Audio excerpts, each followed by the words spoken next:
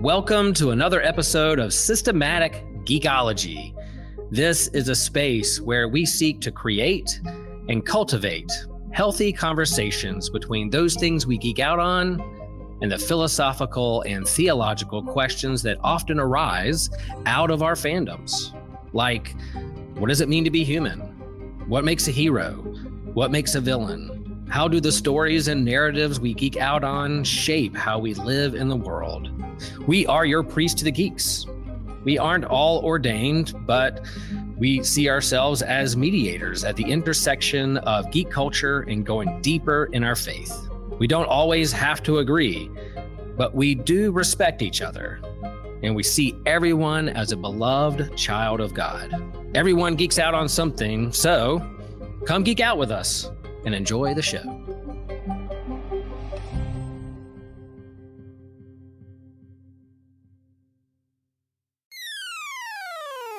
You're listening to an Anazal Ministries podcast. How do empires rise or fall? Well, I think we can all confess that gets really complicated really fast when it comes to the rise and the fall of a galactic empire. And we plan to get into all that on this episode of Systematic Geekology. Well, friends, you're in for a big treat this evening. Not only do we have some of my favorite geekologists here on this episode, not only do we have a crossover with friend of the show, Mark Flowers, with Grub and Grace podcast, a podcast from a certain point of view. But this is also a part of our All Reading Counts series. We'll explain what that means in a minute. But before we do that, let us share with you that if you are on a laptop, please consider rating and reviewing our show on podcast, Podchaser, or Good Pods. This will help gain our recognition and, help us get into people's algorithms and search engines. If you're on a phone, please consider rating, reviewing, and commenting on our show on Apple Podcasts or Spotify. This will help prioritize our show in these apps and the algorithms. Thank you for your support. And we want to thank some specific people for supporting the show. I want to thank Jonathan Augustine. Thank you for supporting our show. And Justin Barrett, Ethan Overcash. We have Erwin Hardy. Thanks. Aaron, thanks. Thanks for supporting the show. And remember that you can get a shout out if you support our show for just $3 a month. And when you support our show and support series like All Reading Counts, a portion of those donations specifically for All Reading Counts goes to our local libraries, because we believe that reading is important and libraries are important. And so what All Reading Counts means is just what it means, what it says in the title. Whether you like novels or short stories or manga or graphic novels, I think it's still a debate whether audiobooks count with reading or not. I think Joshua can maybe have a take or a bad opinion about that, but I think he could share with that. But that's what it means. We like to lift up. We are all geekologists here, and we love the art and craft of storytelling, and we like to encourage reading, and all reading counts. And so the segue into All Reading Counts in this episode, why this is an All Reading Counts episode, is because our good friend Mark Flowers he sent us a text and said, "Hey, have you guys read this book, The Rise and Fall of the Galactic Empire?" And I was like, "No, I haven't. I didn't even know that was a book. I'm a Star Wars fan. Why do I not know that exists?" Well, I went to a Barnes & Noble and I found it. I found the book. It's very thick. It's like a World War II history book, except from the Star Wars point of view. And I'm a huge Star Wars fan. I'm like, why not? Why not go even deeper into The Rise and Fall of the Galactic Empire? Mark, what prompted you or lured you to send us that text? And why did you want to talk about this particular book? Well, first, this goes actually beyond the text. I actually brought it up to you at Theology Beer Camp, and the response I got from some of you was that I'm not that big of a Star Wars fan to read the Star Wars books. So fast forward, here we are. I'm really glad we're doing this episode now. So it may or may not be a surprise to fans of Star Wars to know the original conception of Star Wars was very political. Although the final product's political nature was more subtle or non-existent in the eyes of the average movie viewer, I'm a firm believer that fiction has the ability to convey powerful concepts, ideas, commentary in more palpable ways than straight up history lessons. Yeah. I believe that George Lucas thought the same way, as well as Chris Kempshall, which is the author of The Rise and Fall of the Galactic Empire. And compared to other sci-fi franchises with political commentaries, Star Wars succeeded in the most masterful way, I would believe. An alternative title for this book really could have been Star Wars: A History from a Certain Point of View. It shows how history can look much differently when viewed from a certain point of view. The author is an actual World War historian, so you can see how he pulls in references to real history as he's writing the story. And this is a prime example of how, through fiction, you can learn the concepts of real history. So when you learn real history, we're able to make those connections much easier. You can even see glimpses of real historical people like Bonhoeffer through the characters presented in this book. Even looking at the show Andor, you can see characters such as Senator Dasi Oran being arrested for vocalizing discontentment over the Gorman massacre, which mirrors authoritarian dictators like Mussolini, Stalin, Hitler, Mao Zedong, imprisoning people for being critical against the state. Chris Kempshall, which is the author, on his website wrote a synopsis of the book, which says, when Palpatine declared the birth of his new empire, he expected it would stand for 10,000 years.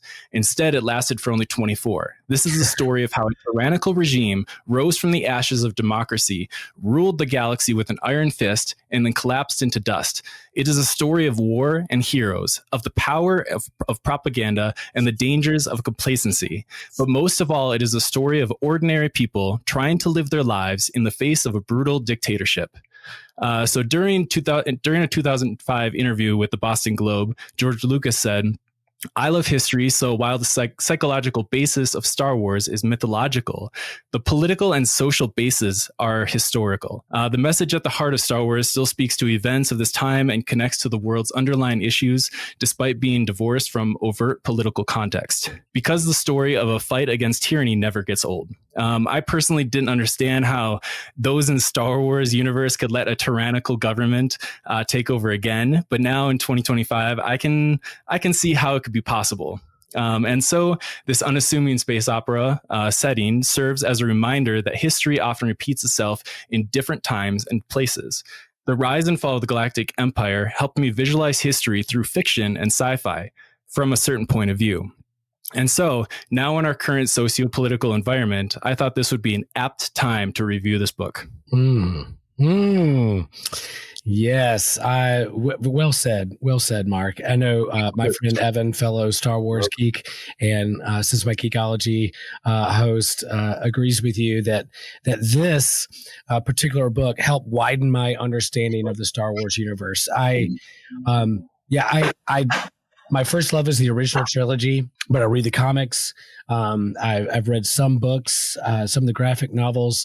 This was a book that wasn't necessarily on my radar, but I'm glad that you brought it to us, because I think within our current context, political context, or what's happening in our world, it couldn't come at a better time. I'm not necessarily a World War II or history buff, but reading this book in light of kind of like reading a history book or history on World War II, it helped widen the scope of what empire means, and kind of the slow game that Palpatine had all the way up, even though the empire was only 24 years led up to that point, and then the ramifications of what happened after the fall. It still makes a big impact of hundreds and thousands of years here in the Star Wars universe. Evan, in terms of what you consume in Star Wars, how does this kind of book and take with this, and maybe perhaps a show like Andor that we'll talk a little bit later on, what does that do to you and for your like Star Wars fandom and kind of widen the scope? Yeah, this book is I remember when it came out, and it's ruffled some feathers and stuff in some of the circles I run, and but it's a part of a pattern that I see in my fandom and in the Star Wars fandom, is that the people, they forget what makes a Star Wars, and that's a little bit different for everybody. And there's that cycle of the political part of it comes up every once in a while, and it's hard to you can't really dismiss it because it's there. There is a political aspect to Star Wars, and it's kind of what George was he is a product of his time, and that's what they were thinking in that time, and he expressed it in what we call Star Wars. And there's no problem in saying that there's this politicalness, and there's not satire, but a commentary on the government of this kind that we have, and you can see it in George Lucas's interviews since, that he's talking about it, that he's unashamed about what this is, and what the a little guy versus the big guy and stuff like that. But this is something that was exciting to me, because this is a very important time right now. And it's this book and Andor, as we're probably going to be talking about, is a very what's it called? Not fortuitous, but it makes sense that people are talking about it right now. Yeah.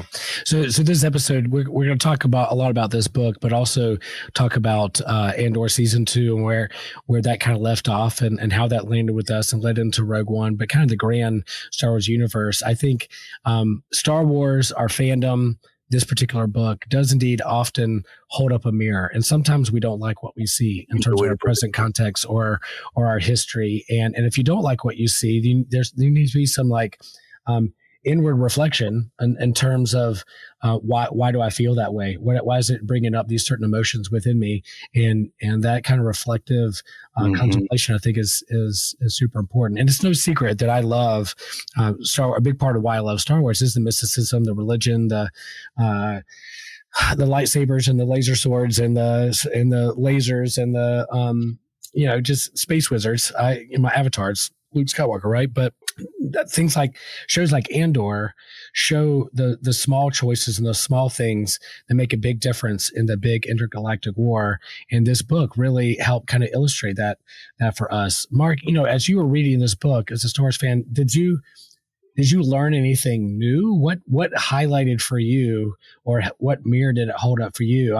For me, I think it wasn't necessarily that I learned anything like groundbreaking new when it comes to Star Wars, but it helped put in context the grand scope of what the Empire is or means in this universe and what it did. And I'll give up my big takeaway here in a little bit, but did we learn anything new from this book? I think I learned quite a bit. I've always been a Star Wars fan, but I never really dug into the lore of it too much until more recent years, where I started digging into maybe the comics and obviously the book. But and I've read a couple other books too. I've gotten some audio books of stuff, like you were talking about, is an audiobook of really reading, but digging into some of that. And there was still quite a bit to this book that I felt I was able to learn and extract from. But I think the majority of my learning was the understanding behind the scenes, not necessarily about specific events or people, because it touches on a lot of common names that you might hear in your typical Star Wars film or TV series. But it's more of okay, how did this connect to this? And, what is the timeline of events? And kind of what is this sort of background, monotonous day-to-day life in the Empire kind of like? And so I think I learned a lot of that, as well as I'm reading it and understanding, certain parts of history, like real life history, I can see where some of this kind of overlaps and correlates. And then, of course, researching this episode, learning about how the Vietnam was a big inspiration, and it's been political ever since the conception of it. Is that the Vietnam, you got ties into Nazi Germany, you got ties into other dictatorships like Stalin, Mussolini, Pol Pot, all that. And even into the prequels, you get like Bush era wars. You get Newt Gunray, and the other guy was inspiration from Newt Gingrich and Ronald Reagan. And then even in like Andor, you get some of the more recent stuff like the Palestinian struggle and Middle East, and especially with like Rogue One and the destruction of Jeddah. So it's you get the politics have been through Star Wars for decades now, and if you're just picking up on it now and you're upset about it, sorry to break it to you, but it's always been this way. So. Hello there, listener. This is Evan Garcia, and I just wanted to jump in here to remind you and to let you know of our Facebook groups and our Discord server. These are great communities where you can post and share memes and talk with the hosts, and we have votes and some polls for future episode topics and fun interactions with our host. So just wanted to remind you that we are focused on community with you listeners, and we love each and every one of you guys listening. Thank you guys. But yeah, I think that's kind of what I picked up from the book. Yeah. Evan, you mentioned that the kind of Vietnam, or you mentioned the Vietnam War, the product of George Lucas's time. Like he was the original story, A New Hope, episode 4 was 1977, coming off in the thick of it, coming off the Vietnam War, and look at the world through those lens. And yeah, you can't do Star Wars without politics. And I know sometimes it can be too on the nose if you feel like convicted because they're coming after your particular political loyalty or party. But again, if that's the case, then we need to reflect on why it's making you feel that way. If there's something going on, I think there was a meme someone shared from like a high school friend of mine. He's never going to listen to this episode, but he said something about like Star Wars Day and doing something.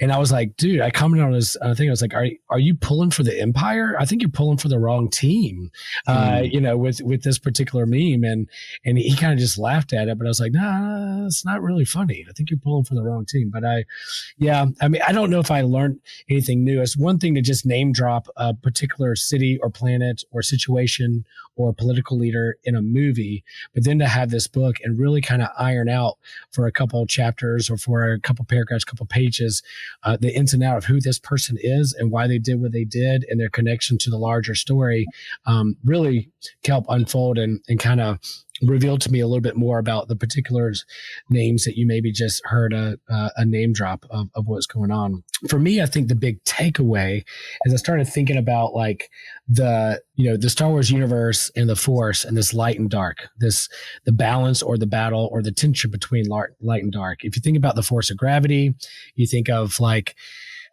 a black hole being that intense sense of gravity that light can't escape it. And so as I was reading this book, I really saw the Empire and Darth Sidious as a black hole that just kind of sucks in all the light. It takes over an entire galaxy. There's no like there, and it builds that way. It's Palpatine's a black hole in this universe, a sense of power and force that sucks all the light in.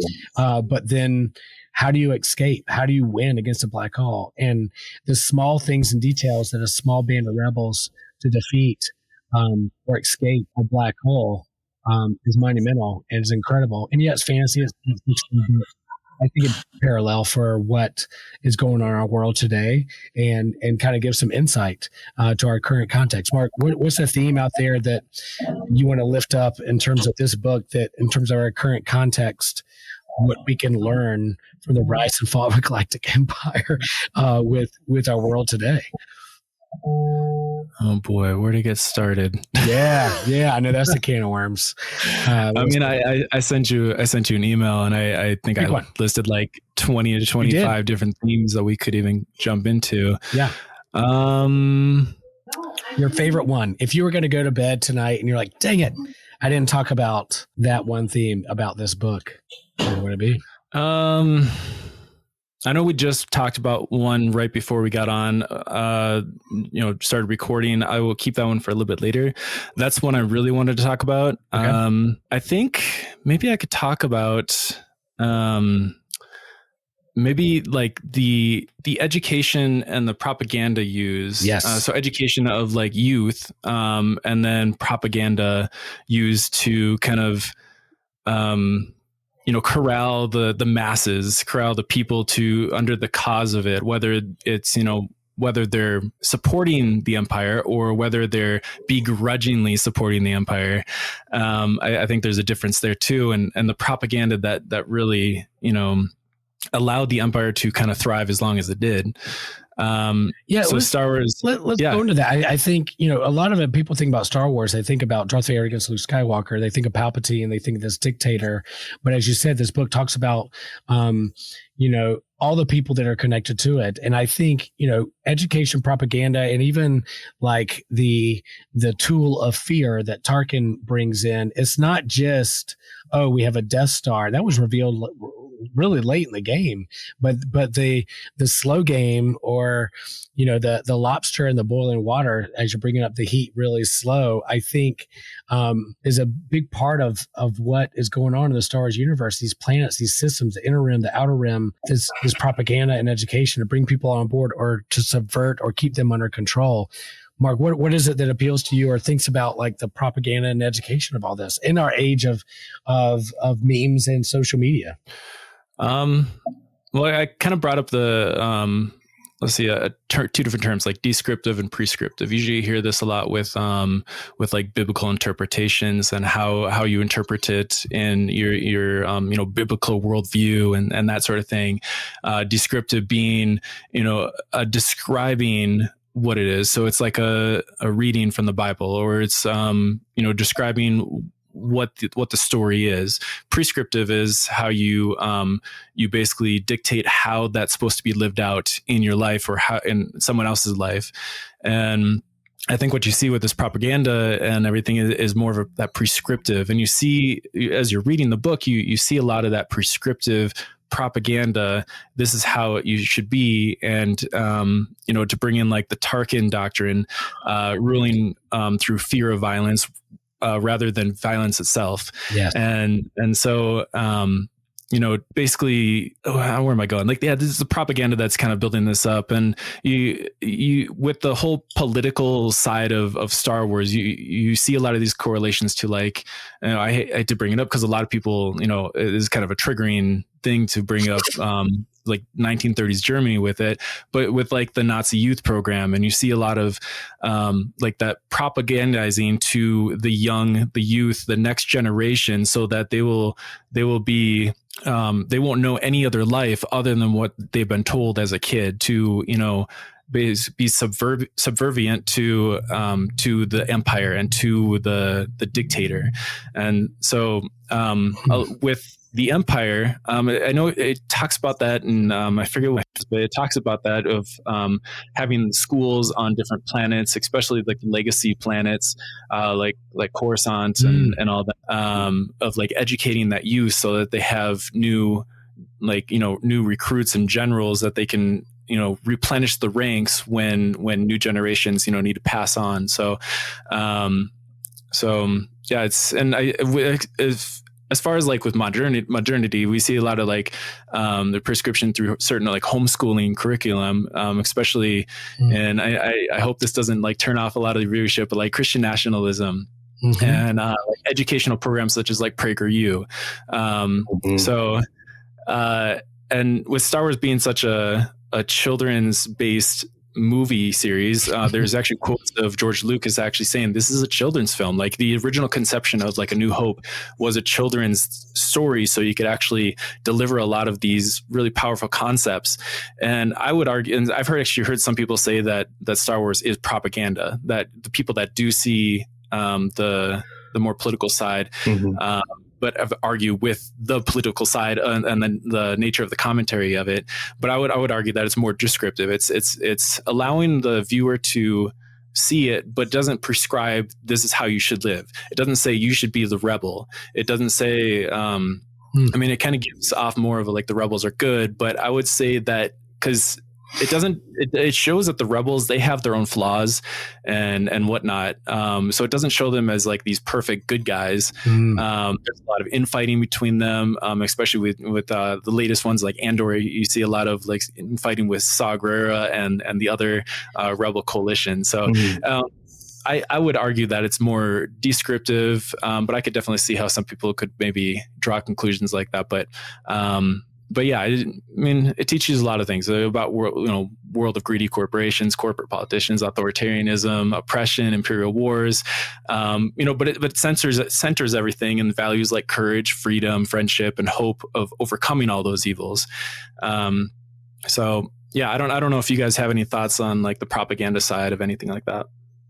Real fast, Evan. I would love to hear your thoughts, but I think it's, again, this book, what it illuminated for me was that Palpatine, yes, he had a Death Star. Yes, he could shoot force lightning out of his fingers, but there's also this aspect of drawing you in to help you. The control and power isn't just with these big major weapons, but the way to control planets and systems and their economy and their resources, to have control and power over how people lived their daily lives, not just to blow up planets, but to rule, to say that they are imperials and colonists when it comes to these particular systems and people. That is what's going on here. And as you mentioned, like the Andor series, it really shows that these rebels aren't perfect at all. They all have flaws. Everybody has their own rebellion, as they said, but what draws them into the rebellion is that what they care about or who they love is being hurt or oppressed or literally killed. And so they're seen from their point of view like, no. What I care and who I love is being hurt and taken away from me because of this lust for power and control over people's lives.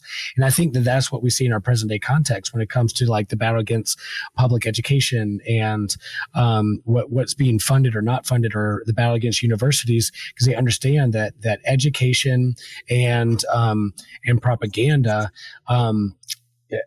comes with power. It's going to threaten their power or threaten their influence. And so it's not just like Darth Sidious, not just a force user who can't wait to shoot force lightning out of you, but it's the small things of power and control that matter in that quest for ruling the universe, ultimate power and control. Evan, anything bring up for you in terms of what's going on there? No, yeah, just that the Empire is all about control and subjecting you to order, to have order in the guise of a fake peace where there's no conflict. But then we remember that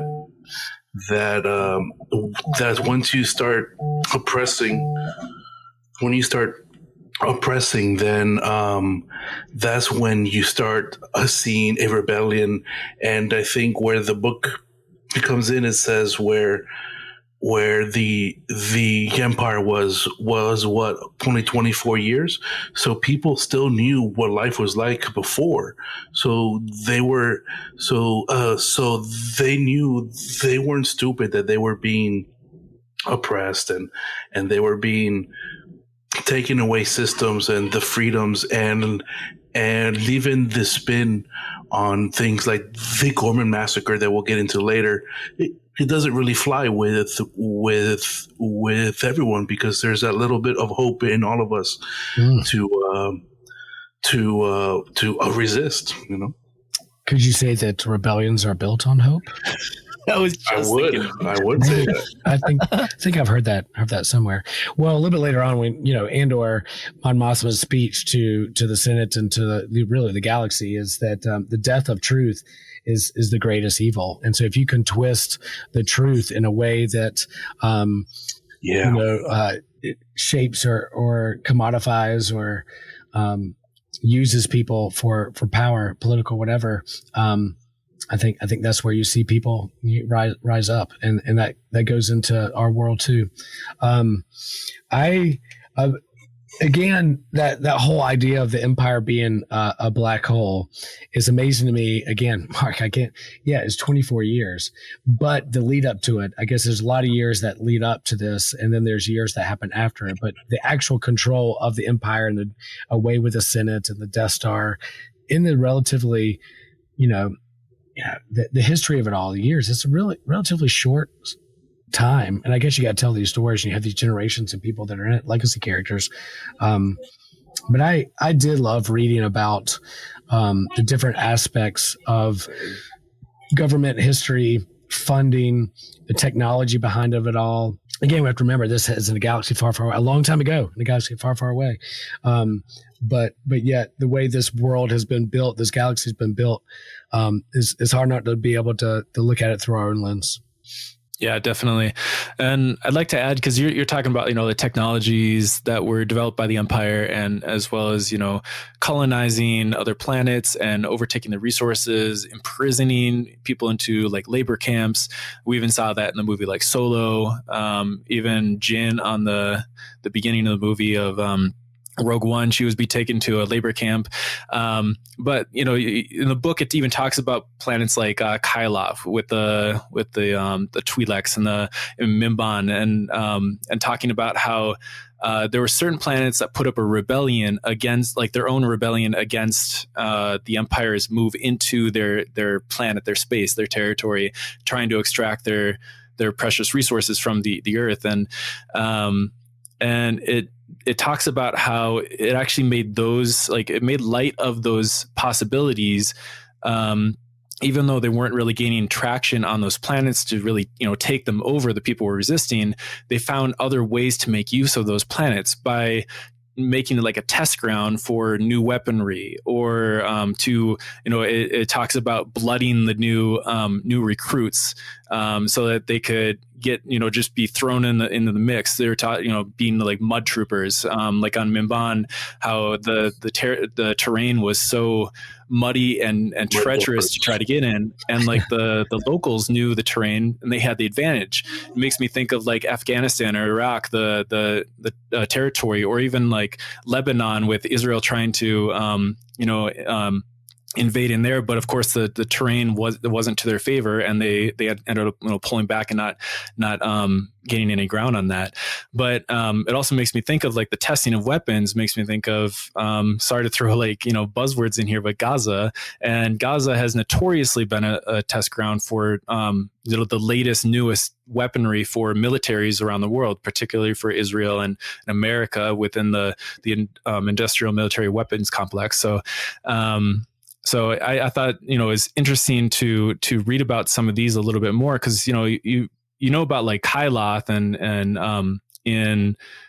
what's the kids, the animated show, the Rebels, or what was it, Rebels, or maybe it was Clone Wars. So it kind of digs into that a little bit. And then they even talk about right here, these guys, about how the genocide on their world as well. The Mandalorians. The Mandalorians. So, sorry, brain fart. But yeah, I thought it was really interesting. The book kind of digs a little bit deeper in some of this, and even talks about more of the Empire side as opposed to like what's happening with the actual local people on those planets. So I thought that was a good angle to look at it. And I think an aspect of that helped to help me understand, or at least kind of go a little deeper with, is understanding of not just like white supremacy, but like this idea of seeing themselves as better than, higher than those savages, or those people who are just they're just better than the other. So we saw that in Andor, but like also the Empire going in these places to use the planet and their resources for their own good, to expand their power and control. They look at the people, the indigenous people on these planets, to see them as less than, primitive, not as advanced or as better than they are. And I think that you have some of that in the Jedi. You have hubris, you have ego that they're wrestling with. But I really think this dark side of the Force, you see Palpatine, Darth Sidious, I'm the one who has all the answers. I'm the one that's going to bring all the power and the control. And then the followers that's built up around him, the yes men, the yes women, the ISB, whatever there is to help them stay in the power is really the control of the people and to see themselves as better than. And so anything justifies any action that they're going to have against that planet because it's for the greater good of their own good, what they want to commodify or use for their own benefit. So reading this book helped me understand, there's different times in world history and in American history when we've done the same thing. And again, if that makes you feel uncomfortable, the reason that we're talking about this is because we care about our loved ones and our neighbors, and we care about our country. The reason we speak up against wrongdoings and against empire, if we see our country acting that way, is because we care and we love our country. And that's why we can be critical towards it. And that's what I feel like this book helped me do. And again, when you presented this to us, it's like, oh man, I don't have the time or the bandwidth to read this whole thick book. But at the time of rewatching Andor season 1 and then watching Andor season 2 as it's being dropped while reading this book, it added a depth to the Star Wars universe that I didn't know was coming my way. It's a nice surprise in this season of being a Star Wars fan, and the season that I'm in of being a Star Wars fan. This added a depth that I really appreciate, and I highly recommend this book. Mark, I know that on your own show you're going to talk more about it and go in depth. I can't wait to hear that. But in terms of, before we move over to kind of like Andor season 1 and 2 and what we thought, we've all finished watching the show. We're done. We finished. No spoilers. Mark, have you finished? Have you completed Andor season 2? I have, yeah, okay. I have. TJ might hop on in a little bit. We'll see if he does. I don't know if he has. But before we get into that, more things about this book. I'm interested. I'm very familiar with the prequel original trilogy, but in terms of sequel trilogy, the third act of this book, the road to Jakku. Thoughts on that, that whole thing, even though Palpatine supposedly died, even though the Death Star blew up, there's still remnants of this empire that can get control again in the road to Jakku and the First Order. Any thoughts on that thing? Are there cautionary tales or things we can learn from that part of the book in our own world or in kinds of the Star Wars lore per se? I think it is a cautionary tale in the sense of that there will always be good, but there will always be evil there too. And I don't think completely eliminating one or the other is going to solve the solution. It's because that's control. That's not the point. It's something else entirely. So I think that's what that third trilogy was trying to touch on, that it's always going to be there. I actually forgot this part of the book. Yeah. So is it just what actually happened on Jakku? Maybe we can, in case our listeners, the final battles where it was basically the Empire's last stand. They all had they all came together, except the Shadow Collective. The Shadow Collective didn't take part in it because they were doing their own thing, which was interesting because now we know that. But that was the old the Empire's last stand where Rey is at the beginning of Episode 7. Is that Shadow Collective part of the Thrawn's legacy? What was going on with Thrawn as well? Thrawn was a part of it, and I don't know if he was aware of the Empire's of the Emperor's return, but he knew of the movement for that. I don't think he knew about the Final Order. There could be some things that say different, but yeah. Yeah, I mean, I think because this happened well after Episode 6, right? After the second Death Star. Within a year from Episode 6, probably 10 months or so, and then after that is when we have when we have the show like The Mandalorian, where things are just kind of wild.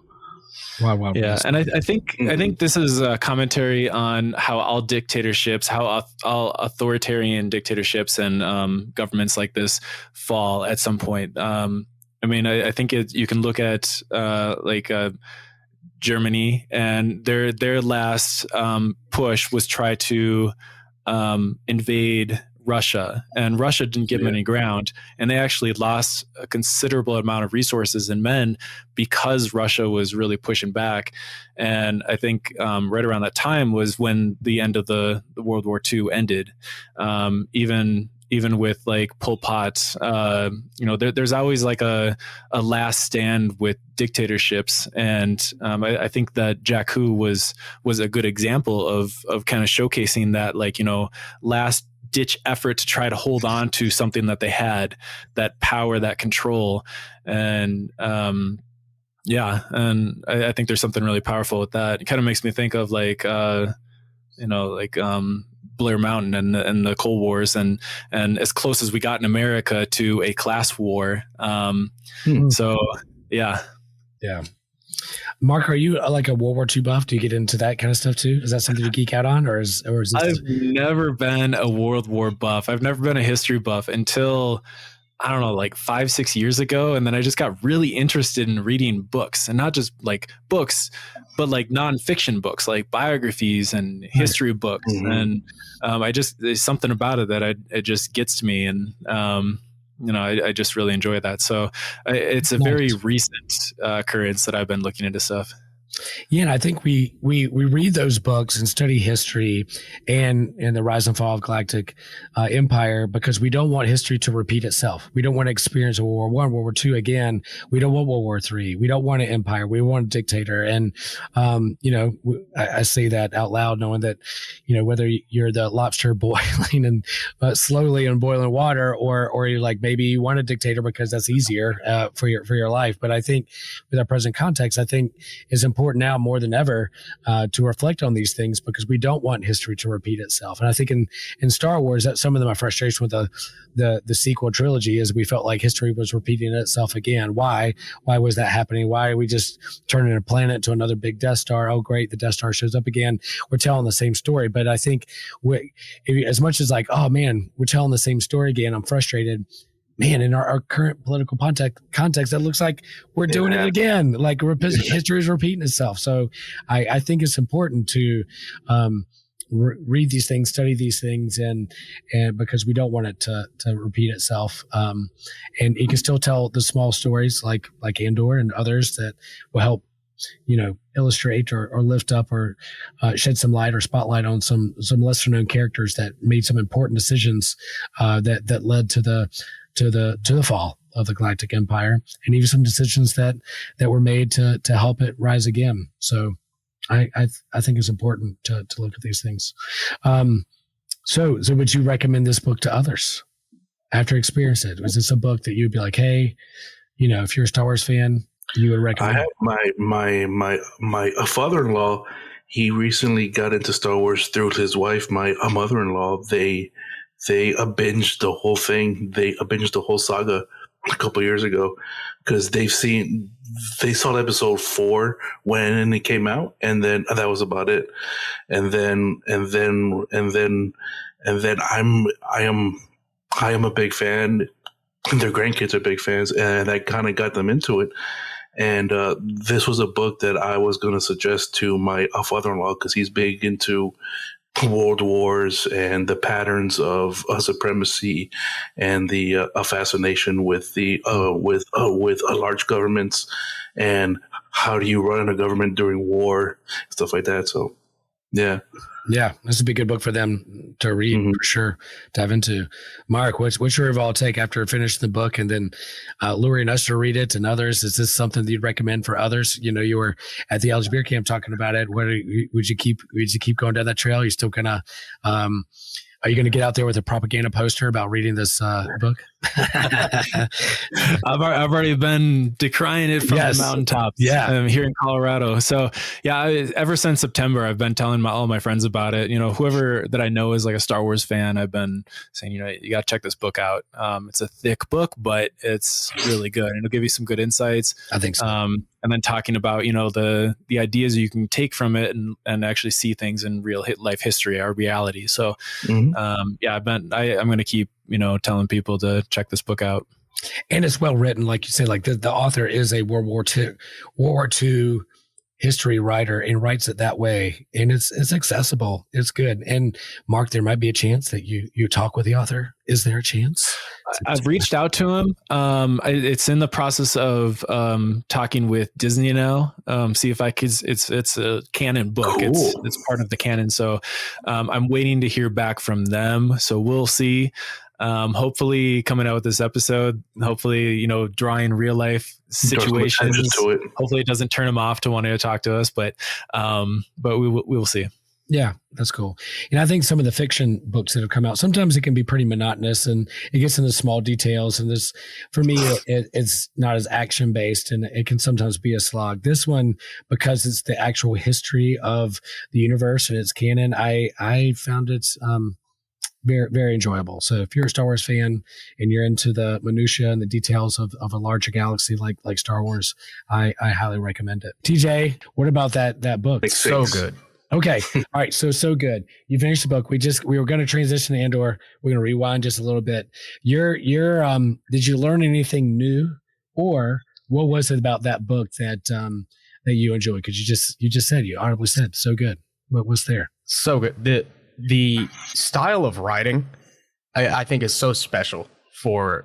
It's just something I've always loved when they put the little blurb in there from an in-world author. That's something that's so special to me. And the entire book being formatted like that. Okay, yeah, I love it. It's also way, way darker than I thought it was going to be. So it was fun to read. I read it all yesterday, by the way. Yeah, he's a fast reader. He's a fast writer. He said, "Wow," but I wasn't expecting it to be difficult. You gotta go watch some Rugrats after that, right? But I was really astounded.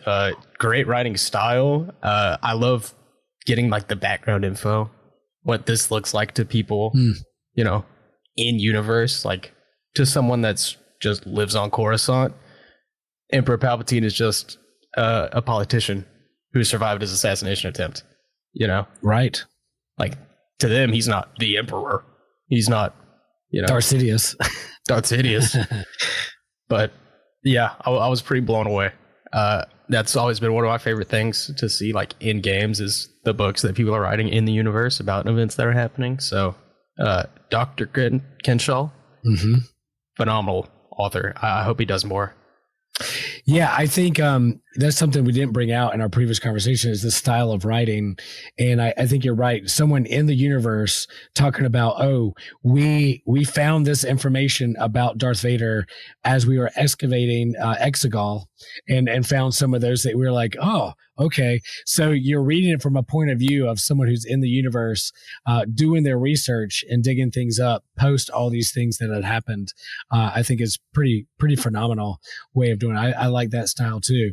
And I was like, I know who Darth Vader is. I know who Anakin Skywalker is. I've seen his story. I've seen the rise and fall and rise again of Anakin Skywalker. But if you're just trying to, in the universe, trying to investigate what that looks like and who these people are and where you're finding your sources, was another aspect of the book that I really, really liked. That's a good point. Very good point. Hey guys, again, thank you so much for listening to our show and being part of the Systematic Geekology team.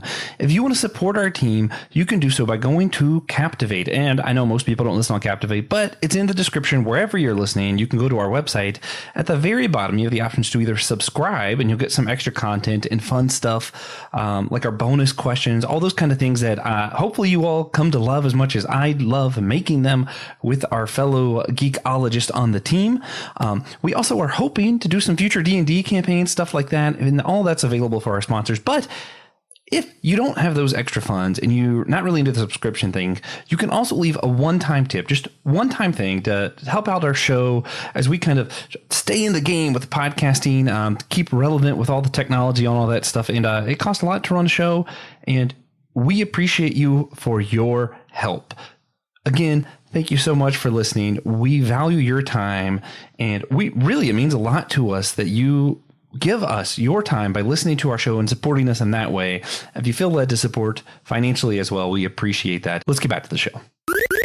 Yeah. And I think just conceptually, it was a great idea to, read The Rise and Fall of the British Empire and then think, what if it was Star Wars? Makes it better. Yeah. Nice. That's what if it was Star Wars. Way better. What if it was Star Wars? What History. Yeah. What if America was Star Wars? What if? What? Huh? Way better. What if? What if? Cool. I mean, there's a happy ending. Could be. We hope a new order or first order doesn't rise out of the ashes of Empire. Yeah, this is all reading counts. TJ, the fact that you read this book in one sitting, kudos, my man. Yeah, it was difficult. I got home from work and I just didn't do anything else. I just read the book. I got a little in over my head, to be honest. Wow. But you couldn't put it down. There you go. That's a recommendation. Yeah. All right. I'm definitely going to go back and read it slower, but nice. All right. Let's talk about Andor.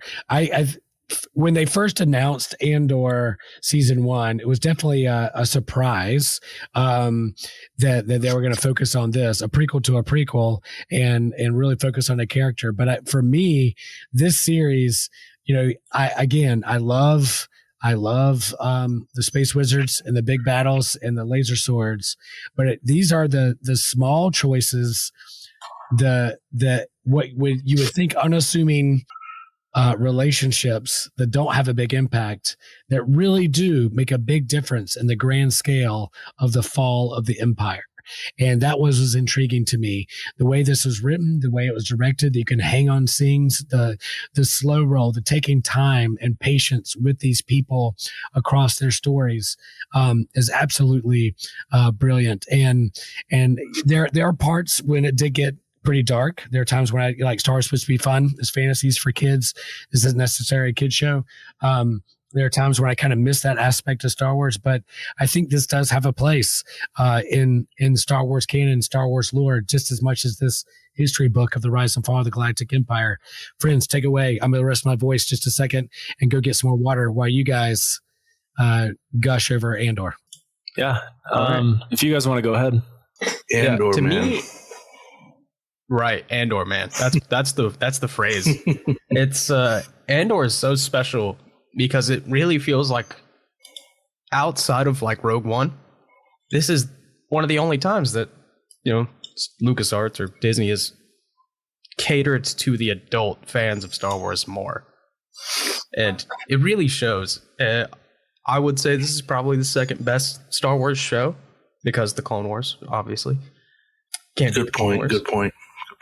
But Andor is one of those things wow, this is like real television. I'm glad that I'm alive to first experience Star Wars and then to experience Andor. What came of it is what he was able to, what they were able to get out of Star Wars and to basically trick the fandom and to not hate it. They did the perfect trick. It's amazing. Sure, it was a little darker, like what Will said. It's not your happy-go-lucky good guys, bad guys type of deal, but it reflects a world that us adults see every day, and it's refreshing to see it in Star Wars sometimes. It's not complete escapism. And when it's done well, this was the first time that we've seen this. Growing up in Star Wars, I've always loved Star Wars, but I liked other things. And there were other things that were good, but they weren't Star Wars. But now it's this is good and it's Star Wars. I was yes, thank you very much for this. Yeah, it really feels like this is something that could have come out on like prime HBO. Yeah, back in the 90s. Like 90s HBO. Certainly. This could have been killer. For sure. But yeah, Mark, what do you think? I've never heard you talk about Andor. Yeah, it's refreshing to have the grittiness of it. Like you guys were saying, it's Star Wars for adults. I was talking with one of my friends, and that's the way he described it. It's nice to see these themes outside of like the original Star Wars, the A New Hope and those three, and then the prequels. There was a lot of like camp to them. There was a lot of campiness to them, and there was a lot of where it was a fun adventure to go with these characters, to go along with them. It almost didn't take itself seriously in certain parts of the story. Of course, when you get to like episode 3, it gets a little bit more darker with the transition of the into Darth Vader and into the tyrannical government. But yeah, there's a lot of that, and especially even like Rogue One, they even carry some of that in there with like Darth Vader's line of "Don't choke on your own aspirations." And but then Andor, it takes it a completely different direction, and it's dark, it's gritty. It kind of makes you question like is this Star Wars still? Like is this? And so I liked it. I thought it was really refreshing. I'm probably going to watch it again. Especially since I'm going to be coming up, my own little episode on my channel, just to, get my story right and know what I'm talking about, and even just for the love of the show too. The show is just it was a good thing to watch. Like I just really enjoyed it. So they mentioned that I know the pre-press before this came out, they were like, you're going to be able to like finish season 2 and jump right into Rogue One, and see in a different light. And I did that. I almost staying up to like 3 a.m. watching Rogue One, but it did shed them different light. But I did notice that Rogue One is definitely a faster paced movie and show than Andor. It was almost like, oh wow, we're in a Star Wars movie now. Yeah, they're moving from planet to planet. They're not hanging on conversations and relationships as much as they did in 1 and 2. But that's fine. It didn't need to be. It's a Star Wars movie. It was a popcorn movie in the theaters. You're not going to hang on that. But yeah, that was a little bit of a transition for me, but it was worth it. It did. And I will say that of course, I love Han Solo. I love Obi-Wan Kenobi. I love Luke Skywalker. I have favorite characters, but now like Andor and Mon Mothma and Clea are now some of my favorite characters ever in Star Wars because of how they were written and how they were portrayed and what they did to lead to the Death Star being blown up. Man, that made it all worth it. Yeah. I've got a friend. He's a small content creator named Ridiculous Ties. If you want to go check him out, he does mostly like, for younger people, but because he's young, but he's going through Star Wars right now for the first time. For the first time? Star Wars virgin. He never saw it. Never saw any of it. How old is he? Until a few weeks ago. He's 20 or he's 19. Okay, that makes sense. Well, yeah, because it's right when episode 3 ended, so interesting. Yeah. He grew up in the dark times, kind of. Yeah. So he started on like April 28th, something like that. Yeah. Finished all of the movies before Star Wars Day. Good for him. Except Solo. You watched Solo on Star Wars Day. Oh, okay. Cool. And now, for some reason, he decided to binge Andor. And so he's like, I just can't do this. I can't watch all of this at once. It's heavy. It's a lot. And it's 11 hours a season. So no one told you to binge it. Disney Plus. Yeah. No one said you should watch all of this at the same time. You're insane. It's meant to sit with you for a week. Talk about it with significant other. A fight over, discuss it. Like, no, Lonnie's dead. No, he's not. I mean, it gets pretty heavy, especially season 1. I mean, at some level, you realize that throwing a wrongly accused man into an offshore mega prison where no one leaves is literally what the Empire does. So hey, it's a heavy thing to take in. Yeah. And if and seeing in our current context, how deportations, El Salvador, all that. Yeah. It makes a difference. I I agree. I think the way they, I guess, released this season, 3-episode story arcs. I was like, I remember Evan and I talking about when we first saw the trailer. That trailer's a little different now. I'm going to go back and it was not as rock and roll as they presented it. A little bait and switch there, but I will say I was like, oh, cool, we get a Star Wars movie a night. But then, like, I couldn't just watch one episode. I had to finish. There were some nights I was 2 o'clock in the morning wrapping these things up after the whole family's gone to bed and we finished watching what we're going to do. And then times when I've fallen asleep a little bit and had to wake up early to do it. I haven't had that. But I wonder how they're still playing around. They're still playing around with how they're releasing these episodes. But I like those story arcs. I like them releasing it to know where they fell in Star Wars history, 1 BBY, 2 BBY, 3 BBY. 1 year later. 1 year later, that kind of stuff. Really, really building a lot. I really, as a original Star Wars fan from the very beginning, from when it first came out, I really love Andor. Is there a particular, for you guys, we'll go around the horn, is there a particular, like, scene or relationship that stuck out to you? So we have like Andor and Bix, Luther and Clea, Mon Mothma and her relationship to the Senate, her daughter, her husband, to Tay. Then you have Vel and Cinta. You have Deidre and Cyril. Are there particular relationships that were you took to heart a little more than others? Mark, go with you. Yeah. You want to go with me first? Yeah. I mean, there's so many good things. I mean, everyone that you mentioned, all the relationships, especially that episode going into like the imagery you have on the screen here with Clea and Luthen, with them being, before the events of Andor even took place, as a younger selves of them, showing that relationship. I thought that was really beautifully done, the way they did that. Of course, the Gorman massacre stands out to me a lot, and it was super powerful hearing about that, especially since the Gorman massacre was actually originally the conception of it was in the 1990s. For extended storyline, and also with like role playing games and whatnot. It was a deep cut for sure. Deep cut for sure. And to actually see it on the screen was amazing. It was, sad, but it was like just one of those things that Star Wars lore, that to be able to see it visually was a spectacle. And honestly, it struck up a lot of knowledge about real life, our reality history. You look at things like Bloody Sunday, where in the civil rights movement, where violence was done unto peaceful protesters. So you get these peaceful protesters where people were killed, injured, maimed in various ways. So like I said, Bloody Sunday. You got Tiananmen Square in China, where thousands of people were murdered in the square, and some people fought back. I would actually say that would probably be a closer representation to, and with all the media about it too. And even just like the Palestinian Great March of Return in 2018, we saw a great deal of death from a peaceful march.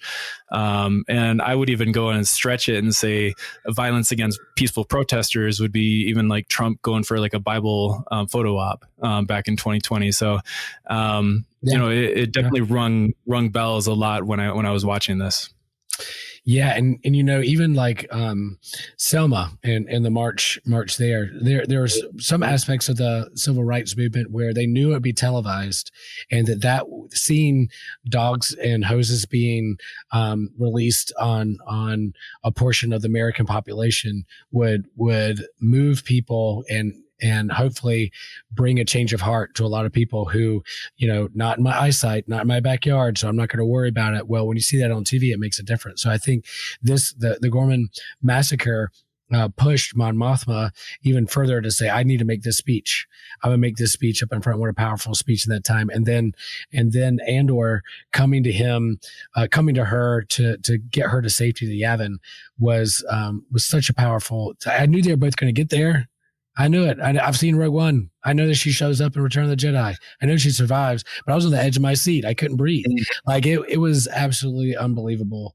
And so I think you're right. Like this particular massacre, and stormtroopers are over the last decade or so have been kind of like comedy hit pieces of like, oh, they can't hit us out of the barn. You're like, yeah, they're not as menacing, but this particular protest and this massacre brought the fear of like, oh, we know what's about to go down. Not just the K2 droids, but like the snipers and the stormtroopers. It was truly menacing and terrifying from the way it was shot and from their point of view. I agree that was incredible, and the impact it had not on Andor because he was there with it and witnessed it, but Deidre and Cyril, like what was going on with them, and you see her like literally breaking down and her hand shaking, even though she's an Empire loyalist. You see what it did to her and the trauma that it brought to her. You can pick apart why she was having the trauma, but absolutely incredible. TJ, from what you've seen so far, is there a particular relationship or a character scene that stands out to you that you took to heart? Yeah, to me, it's really like early Andor, Luthen and Cassian meeting for the first time. That's the spark, and to me, that's so special. And what you're talking about, like Mon Mothma and like the tension that this show is able to inject into every episode makes no sense. Like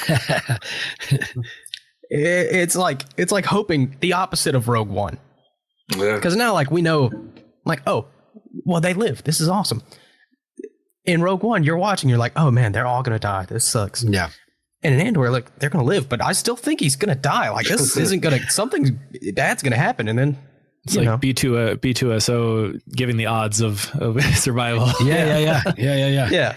It's not good. Like, yeah, that was good. Like, I think I know the odds, actually. Yeah. And the little breaths of hope that they had with K2 and stuff like that, with that just stood out for me too.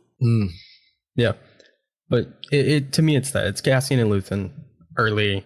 That it's so exciting to me. Like, I'll watch them meet, like, they're like bringing all those huge like ship pieces down in that big set piece. Oh yeah. Show's so good.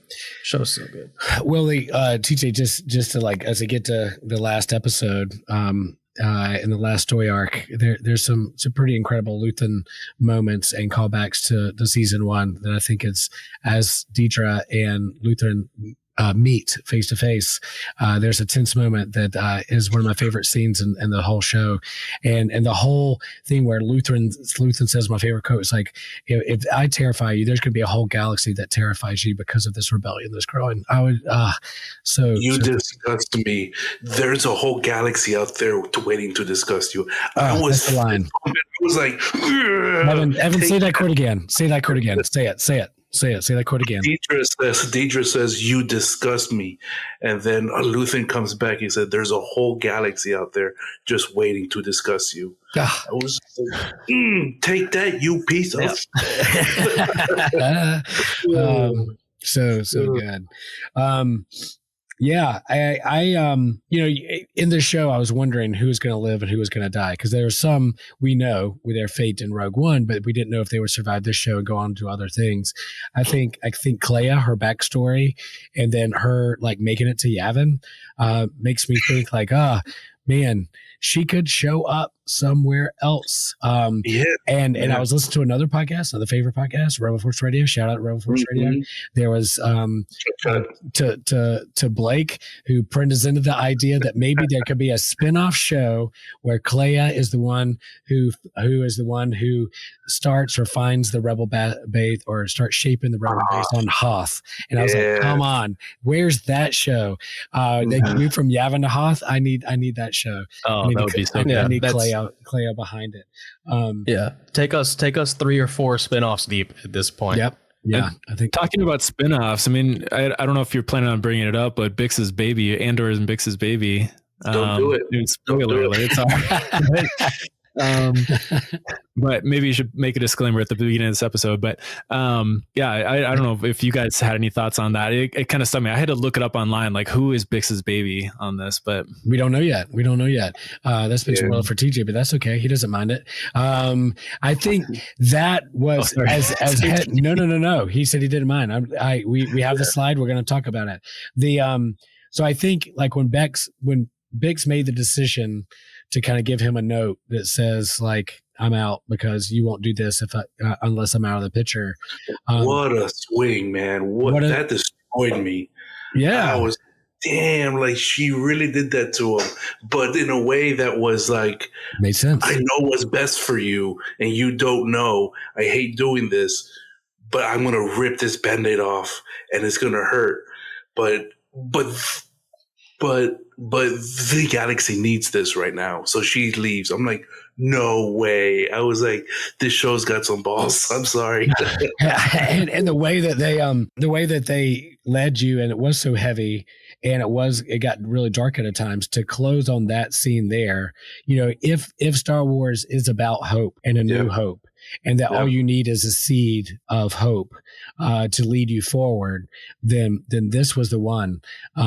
Seeing her somewhat happy ending, somewhat at peace because of the trauma she's gone through, even on that particular planet in that field, what happened to her, or the assault that she experienced, and then to see her holding a child, that there is hope. Could that child show up in other places? I don't know. People are making speculations. People are always wondering, just like who raised parents are. Who is this baby grow up to be? Baby Grogu? I don't know. It's Snoke. I did you guys like that ending? Was that something that I loved that ending. I loved it. I mean, to me, it showcased everything what the show was about. It's hope, that the rebellions are built on hope, but it's also a comparison to the way that I interact with Star Wars now. It's like when I was a kid, I liked Star Wars a certain way. I was very hopeful and there were certain things about it. But now, I would say probably 10, 12 years ago, I started seeing Star Wars differently because I'm in a different stage of my life. And this ending on a different kind of hope, a tragic hope, was such a fitting parallel to the way Star Wars is with me now. It was just so beautiful that this is still hope, but hope can look different, and hope is a choice, you know. Hope is hard to hold on to, but even if it does look different. So I thought that was a beautiful way to go. And no, that's not Poe. Please don't say that's Poe. That's just a baby. Leave it alone. The director even said it was supposed to be just an idea of hope. So yeah. No, that was my first thought, is that's Poe. So no. Yeah, and to go back, like the idea of hope, and go back to the book and everything. Yeah, so the very last line of the book talks about Marva Andor and her plea. It says, "Fight the Empire," and then it says, "It can be a different this time, and it begins with you." There we go. So, there we go. Beautiful last scene of hope. And I love that book, which talks about the rise and fall of the Galactic Empire, ends with a quote from Andor, season 1. Like, you know, fight the Empire. It's supposed to be, I think the originally legend has it as the F word, but it was like, didn't want to go that far. So they went with fight.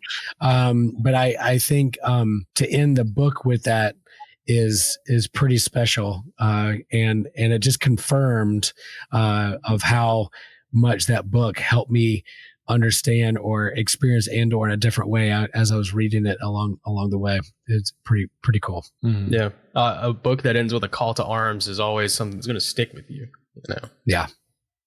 If you're engaging honestly with the book, then, you know, it's time to fight the Empire. Yes. Yeah. Cool, friends. We'll be talking about this series of Andor and that impact on the Star Wars universe. There's a lot of things coming up in Star Wars. It's a good time to be a Star Wars fan in my book. I think you know, I kind of share other people's thoughts and other big fans that sometimes Star Wars has somewhat of identity crisis when they don't know what it want to be. They're throwing everything at the wall to see what sticks. And I'm there for all of it. And I'm there to dissect it and think about it. And there's things that I like and don't like about all the things they put out. But it's pretty hard for me to be critical of Andor season 1, 2, other than like where are my Jedi and lightsabers. But even in season 2, they bring in the Force. They have a Force healer. They allude to the fact that there is a destiny. And Bail Organa even says, "May the Force be with you." So there is that aspect of it. And again, it's the small relationships. It's the people that don't get the spotlight in the big movies that make a difference to what happens. And I think that goes on in our real world. Sometimes we think those on the screen or the influencers get all the attention and they're the only ones who can make a difference and those kinds of things. And no, it's going small in your local community and people you have relationships with in your church and in your community and people you work with. It's those decisions and how you treat those people and how you grow in that's going to make a big difference to how this world operates as a larger church. Sorry, I'm getting on my little soapbox here, but I think that's what I've learned from the book and from Andor. It's the small stuff. It's loving small. It's going small with the people next to you that you're side by side with in your daily lives, and that you the same gas station attendant you see every other day because you're going in to get your Mountain Dew and chicken tenders and get gas. Maybe strike up a relationship and get to know their name and what they're going through. That's going to make a difference in the long run in the rise and fall of tyrannical empires. The only thing that when I finished the show, I was just like, "Whoa!" But what I wish this was a part of the sequel trilogy, because the sequel trilogy tried so hard to be something and to have an identity, and it kind of got messy.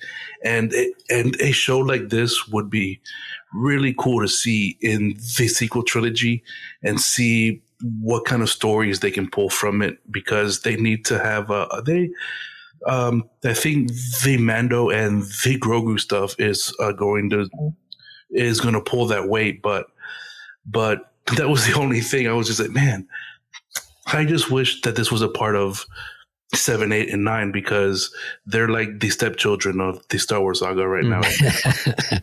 Yeah, the best sequels content is the books, and like including this one. The best sequels content is the books, including this one. And Phasma. If you didn't read Phasma, really, it's really good. I could not finish. I kept falling asleep. She was just a badass the whole time. Crazy. I was just like, okay, she's just a badass.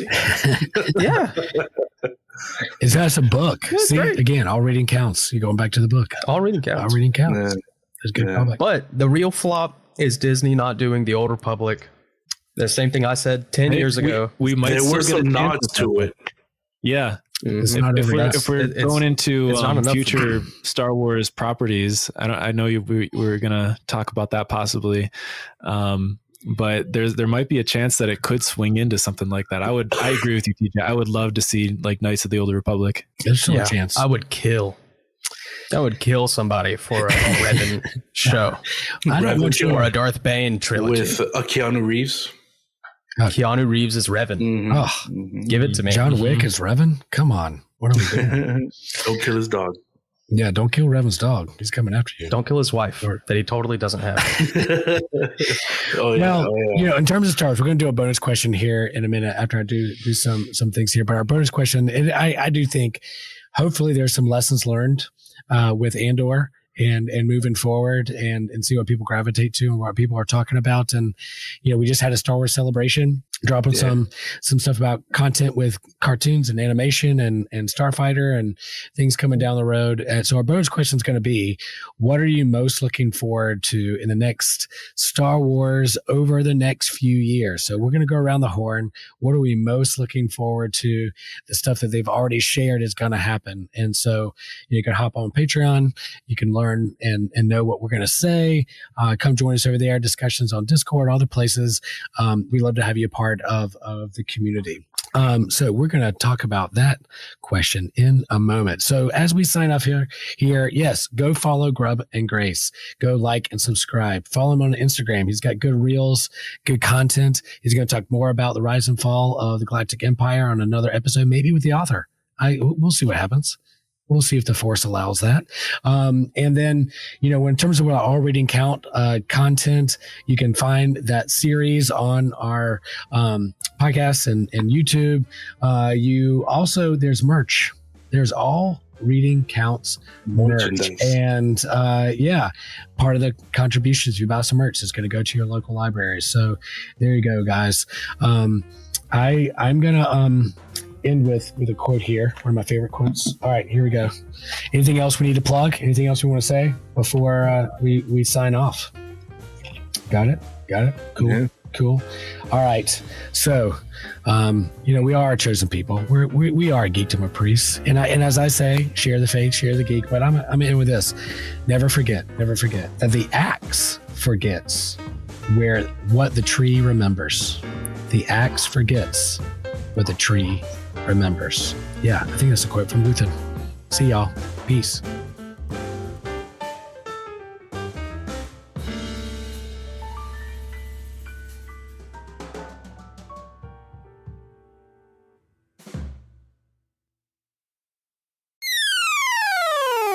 Hey friends, your pal Will Rose here. Sometimes I ask myself, have you ever wondered how you can support systematic geekology? Yes, I have. And well, if you're like me, you want systematic geekology to continue to grow and thrive. And you can do that by joining Patreon for as little as $3 a month. As a patron, you get bonus episodes. We answer bonus questions that our patrons get to hear. We have special shout outs. We have certain episodes that the patrons pick. So you help us create and curate the content that we put out for the world to hear. You even get free merch. And when I say that we're a worldwide podcast, that I'm not being hyperbolic. Somebody told me that we have over 20,000 subscribers from all over the world, and just half of those subscribers join Patreon for $3 a month. We would be set on keeping moving forward with the tech that we need to have the quality of podcast that we want our hearers to experience. And it'll help us get to certain events and conventions so that we can see you face to face and geek out with you in person. And let me just share that there's no shame, no guilt. If you can't join Patreon at this point, that's okay. Just keep listening, keep sharing, keep liking, because yes, we're proud of what we're doing at Systematic Geekology. And friends, guess what? You can subscribe to Patreon for free to receive one extra bonus episode a month via the Patreon or Spotify app. That is fantastic. And we're glad that you're a part of it. Hello there, listener. Thanks for listening. This is Evan Garcia. I hope you enjoyed this episode. We just wanted to come in and remind you that this episode is part of a bigger network of podcasts called the Anazal Podcast Network. We have great shows like the Whole Church Podcast, Kung Fu Pizza Party, and the Homily with Pastor Chill Will. Chill Will, the podcast has sermons from our host, Pastor Will. Great sermons every time. The Kung Fu Pizza Party is Brandon Knight showing his expertise and his passion for everything Kung Fu films. And he dispenses a bunch of wisdom. Great show. And the Whole Church Podcast, where Josh and TJ interview people from different denominations and church traditions to pursue greater church unity. It's a great podcast to see what other denominations are included. And we just want to say thank you so much for listening. See you next time.